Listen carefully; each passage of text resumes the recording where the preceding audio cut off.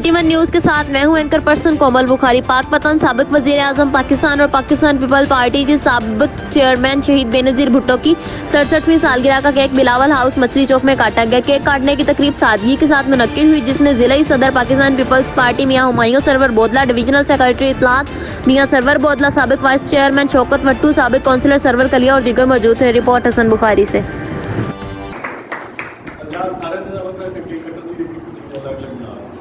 मियाँ साहब, मोहतरमा की कितनी आज सालगिरह मनाई है जी? और बिलावल भुट्टो साहब की हिदायत के मुताबिक हम जो है इंतहाई सादगी से मना रहे हैं।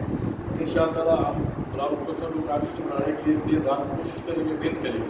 इंशाअल्लाह हमारा आज़म है कि नेक्स्ट लीडर जो है पाकिस्तान का बिलावल भुट्टो जरदारी साहब इंशाअल्लाह।